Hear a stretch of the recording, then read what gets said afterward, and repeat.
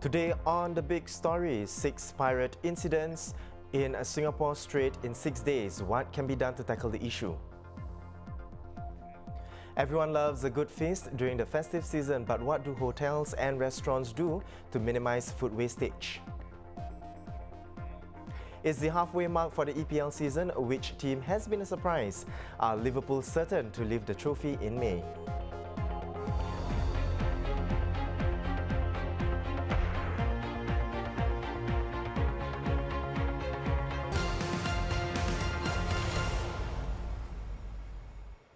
It's Friday and it's also the last weekend for 2019.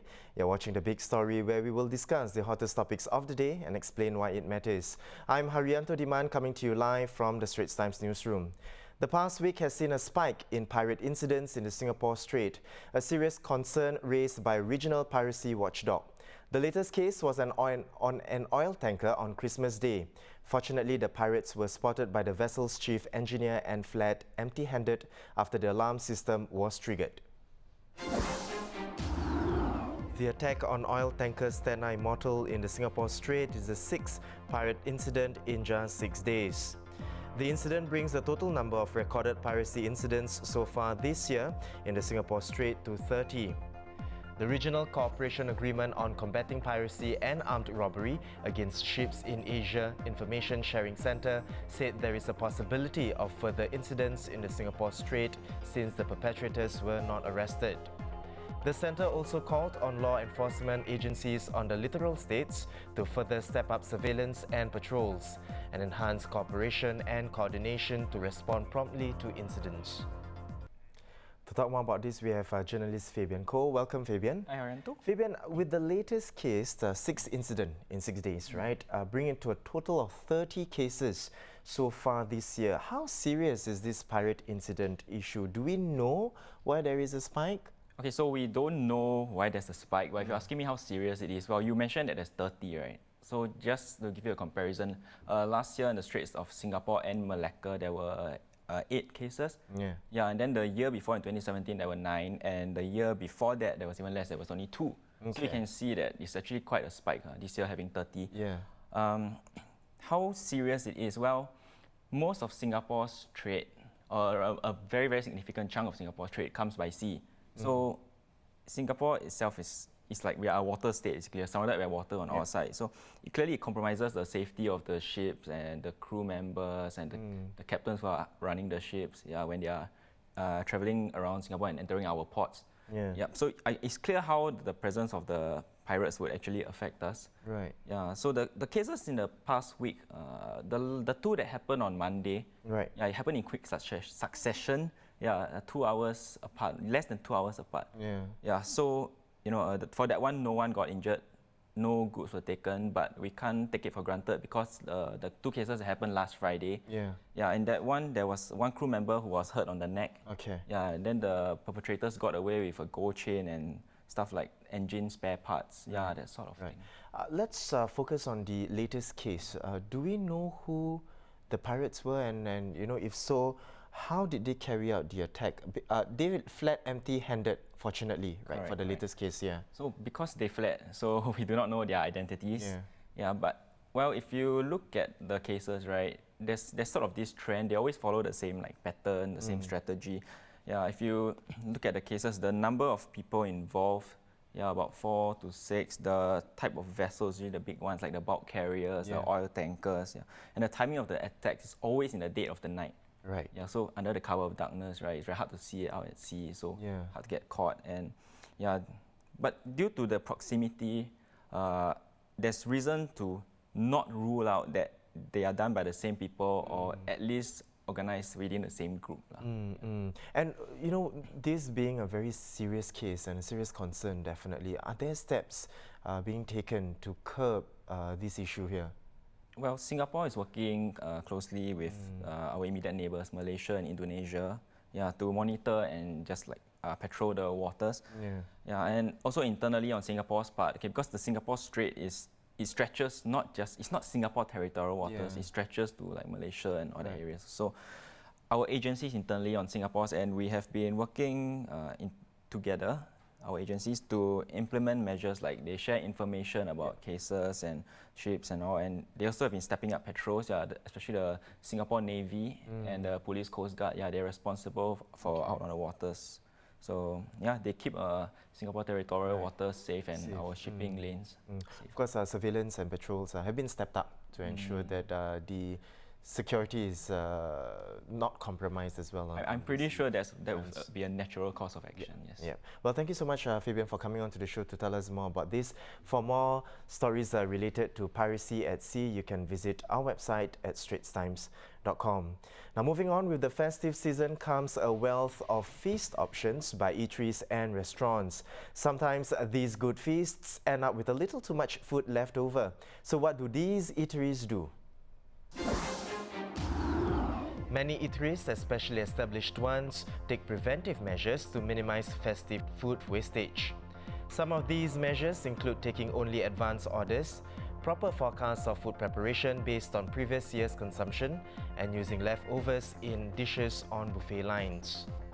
Food wastage was in the spotlight following a report by the National Environment Agency, or NEA, that more people in Singapore are concerned about the issue and are taking steps to cut wastage. Now we have food correspondent Eunice Quek right here with us to talk more about this. Welcome, Eunice. Hi. Eunice, so good planning is one way to go, right? With reducing food wastage. Hotels have also employed innovative, cost-saving ways to reduce food wastage. Could you share more on this?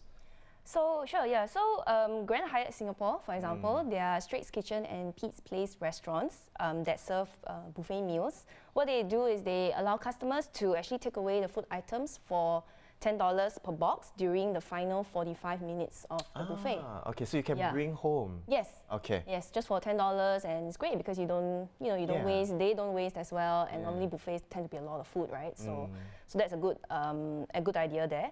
The hotel actually also donates leftover edibles to the needy, and whatever is inedible, they actually feed through their waste management plant, and it converts their food waste into fertilizer. Right. Okay. Yeah.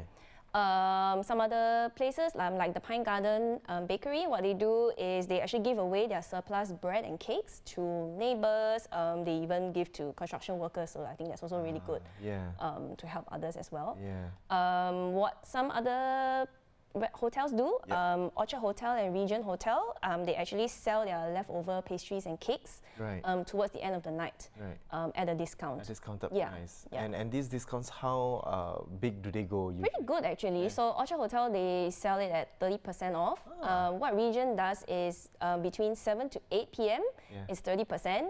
And after that, it goes at 50% off. So there you go. So that's a pro tip right there if you want to get good deals, discounted good deals, pastries. Good pastries. Yeah, right at Orchard Hotel and Regent Hotel. Yes. And you know, Eunice, this is something that we talked about before the show. We talked about keeping food and food leftovers, and this is something that we all do, especially during this festive season, right?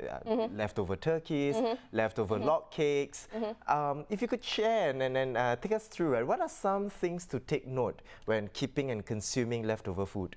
Okay, so as a general rule, the recommended guideline by the Singapore Food Agency is to actually consume food within 4 hours from the preparation time. Right. That is the most important thing to remember. Of course, here and there, you always people say, not to waste food, right? So businesses generally do indicate, say, an expiry date or a use-by date or a time for consumption and all that. And that's also a good guide. Yes, that's right. Because generally, those should be safe to follow because the businesses should have done their due diligence to do like shelf life testing. Right. Yeah. Okay. So that can be trusted. I spoke to an expert, Miss Catherine Xia. She's a lecturer at Nanyang Polytechnic School of Chemical and Life Sciences, and she gave a really good tip, which is actually to portion out the food before you even serve it. So let's say you've cooked a huge meal, catering to say 20 people, but maybe you only take out enough for 10, for example. So you portion out first, keep maybe half of it in the fridge, and then the rest you can leave it out. And then once that is finished, then you cook a second batch. You cook a second, or you take out the batch that's in the chiller. Right. Okay. Yeah, to serve. Or if not, then you can keep that. And it's basically just to minimize bacteria, because you know, when you leave your food out, everyone's talking over it.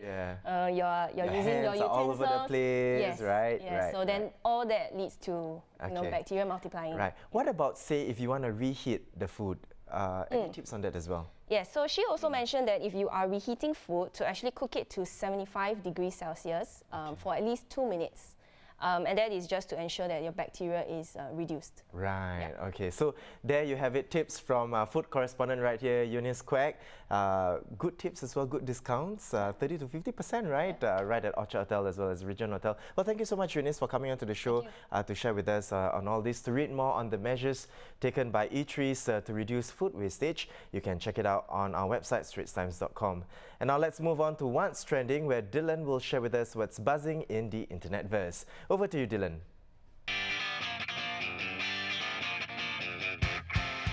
Thanks, Haranto. It's time for What's Trending. First up is the greatest astronomical event in Singapore. The solar eclipse yesterday was the first to be witnessed in Singapore in 20 years, and thousands gathered across the island to catch the phenomenon. Armed with their cameras, of course. Now, even Prime Minister Lee Hsien Loong got in on the action, sharing a shot he took on his Facebook page. Now, here are my personal favorites on Instagram. The first by Dear Daniel, who tracked the whole eclipse, and Censorship's photo showing the ring of fire. For more wow images from the public, go to straitstimes.com. Now, moving on, the gift that keeps on giving. Thousands of Malaysians queued outside a key traffic police station in Kuala Lumpur yesterday and on Christmas Eve to get discounts on their summonses. Calling the event Meet Customer Day, police gave a 50% discount on these 2 days in their attempt to entice offenders to pay up. And finally, in a classic lesson in not celebrating too early, a Spanish TV reporter quit a job on air after apparently winning the lottery. Miss Natalia Escudero started screaming on camera when the result of the €4 million or 6 million Singapore dollars Christmas lottery was announced. Holding a winning ticket in the lottery, she announced she was not going to work tomorrow. As she jumped for joy, she then found out that the top prize can be shared amongst winners, and her take was the equivalent of about $7,500. Thankfully, she did not vent any workplace grudges on air. Better luck next time. And that's all we have for What's Trending today. If you've seen a story you want to share, link it in the comments section below. Back to you, Haranto. Dylan, I'm not too sure how she is going to wriggle her way out of that. Now, moving on to our last segment. In the English Premier League, the season has reached the halfway mark. Liverpool moved 13 points clear at the top of the table after a Boxing Day 4-0 win against Leicester City. The Reds now lead the pack with 52 points from 18 games. Leicester are second with 39 points from 19 matches, followed by Manchester City with 38 points, just 14 points behind the leaders before their game at Wolves on Friday. Are Liverpool destined to lift the trophy this season? And how have the other teams fared so far? To tell us more, we have correspondent David Lee with us right here. Welcome, David. Hi, Haranto. Now, David, tell us, right? Right. Will Liverpool win this season? I know you're not a Liverpool fan. You have to get the Manchester United fan to talk about this. Now, will Liverpool win this season, and has any team so far, with this bigger lead lost actually? Right. The way Liverpool are playing and winning, they've got people reaching deep into the history books. That said, Liverpool are not the first team to remain unbeaten halfway through the season. I think 5 teams have done that. But Manchester City, they have won 17 games, 18 games and drawn once in the 17-18 season, and ominously they went on to win the title then. But if you're talking about massive leads at this point of the season, then you have to go back to the 95-96 season when Newcastle built a 12-point lead over Manchester United, and United went on to win the title. So Newcastle blew it then. United themselves had a 11-point lead in March in the 97-98 season, but Arsenal managed to reel them in and win the title by 1 point. So if you are asking whether they can be overtaken, of course. Is it likely? Sad to say, as a United fan, I don't think so. The thing is, Liverpool are the ones now with a 13-point lead with a game in hand, which means it could be a 16-point lead. So I think the other teams, to catch them, they have to win possibly all their games. You don't see Liverpool dropping too many points between now and the end of the season. They have the swagger, the confidence, and the players to last the season. When you have fullbacks like like Alexander-Arnold and Robertson playing like playmakers. Yeah. You have Jordan Henderson playing like Andre Pirlo.